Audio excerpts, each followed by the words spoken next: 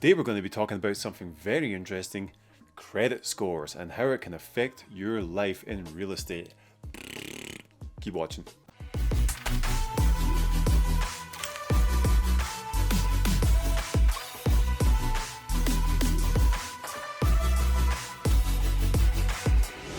What is up, everyone? Lewi Gault here. Welcome back to the channel. As always, I don't know why I always point over there when I say that. The channel, like it's over there and there's a film crew or something. It's just me in my basement. Hope you're doing well. If you haven't been here before, you can hit the subscribe button and do all that jazz.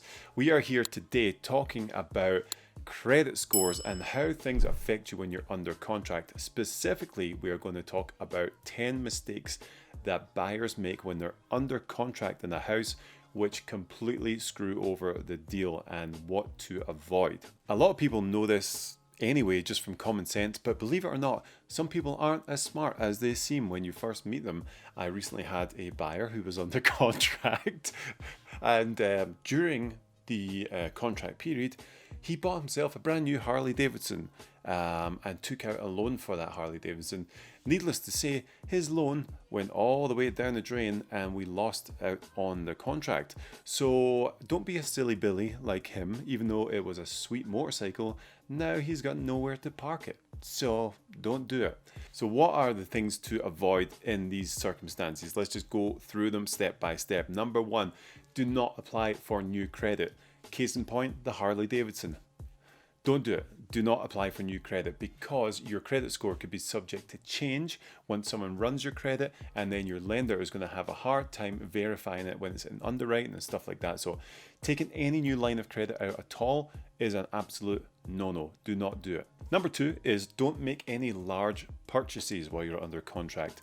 Your debt to income ratio could change, different things like that. If you see numbers coming in and out of your bank account that are significantly larger than usually come out, the creditor and the lender is going to flag that and really want to know what is going on. So don't make that mistake. Or if you have to do something, contact your lender first and see if it's going to be okay. But chances are it probably won't.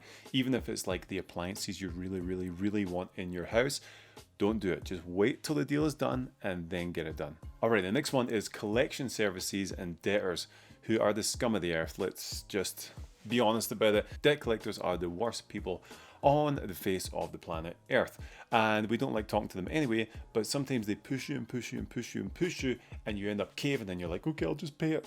These ones are a complete no-no. Okay, do not pay off debts, because your credit score is going to change, your debt to income ratio is going to change if you're on a payment plan, and these are going to really flag with the lender. The next one is don't pay off and close credit cards. Okay, keep your credit cards going if if that's your thing. I have one credit card to my name, the rest are debit cards. But if you have a credit card, just keep using it the way you're regularly using it. Make sure you're staying to 30% or less on your balance of your credit card, and just pay it and use it like usual. Don't max it out, and whatever you do, don't close it, because that is going to change things. Again, you would think, well, that's less debt that I've got, but actually what's going to happen is your credit score is going to change, your debt to income and everything's going to change. And that's the big thing here, right? It's not about the actual number of, the debt or the number of stuff you have. It's things changing, right? The lender wants to see, oh, cool, they're this person. And if you start changing it into a different person with different credit things going on, that's when things get dicey for them. So they want to see that you're the same person that they pre-approved 30 days ago all the way through the contract. They don't want anything to change at all unless they specify it. So don't shut down credit cards. And of course, the other thing would be number 5, don't max out credit cards. All right, don't go mental and think, well, I could just use my credit card because it's not going to affect too much on my credit score or whatever. If you max out your credit card and just spend it on everything, same thing can apply. Things could change with your credit, with things people are looking into. So just don't do that either. Just play it cool down the middle. Don't max out your credit card, and again, don't close it. Okay, the next one is don't consolidate your debt. Right, this is a silly idea. I'm not a financial expert in any means, but I do know that this is a bad idea, doing it anyway. But don't consolidate your debt. Here's why, right? You've got a credit card here, a credit card here. If you consolidate them and put them together, then you have like a mega credit card, and they're going to like be, form Voltron and take over. And so now you have one giant maxed out line of credit instead of two ones that are a little bit lower. So don't consolidate your debt. That is a bad idea. Don't do it. Okay, next one, number 7. Don't change bank accounts, you silly Billy. Just don't do it. Why would you anyway? I'm not too sure. But again, remember, the lender wants to see the person they met 30 days ago when they pre-approved you. They want that same person to last all the way up to closing, okay? So don't change bank accounts. Don't make other crazy moves like that where they're like, whoa, whoa, whoa, whoa, what is this guy doing? He's not reliable. They're doing this. It's crazy.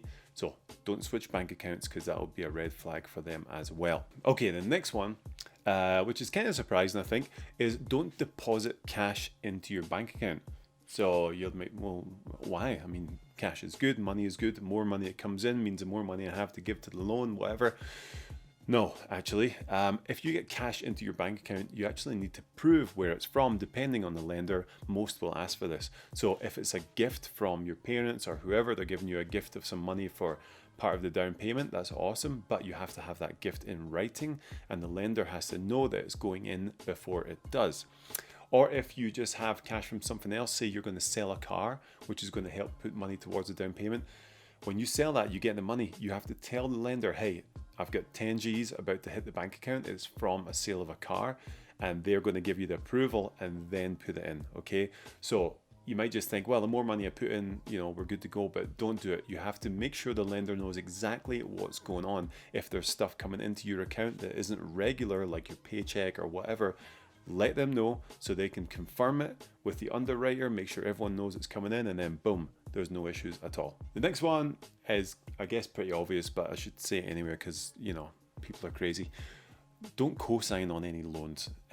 In general, don't co-sign on a loan because it's silly. Why would you take on someone else's debt and take a chance on them?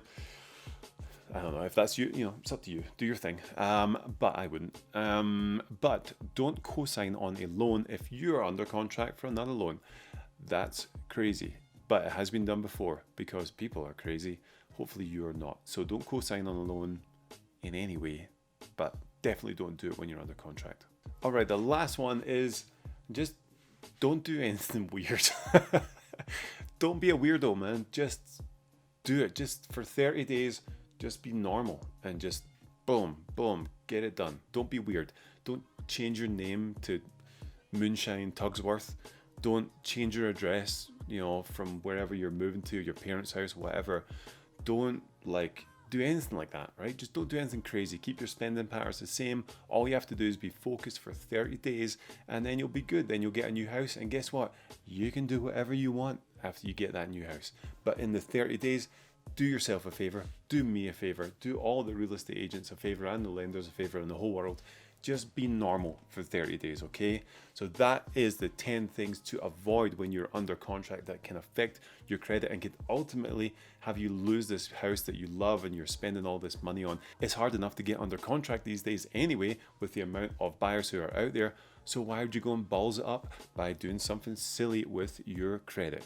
Credit is a real bitch and it can be a nightmare to do it all, and the lender is on you the whole time. So just be normal. All right, that is the video for this week, guys. I hope you are all doing well and staying safe. Join us next week. I have no idea what we're going to be talking about, but I'm sure it will be a joy. So I'll see you then. Peace. Have a good week.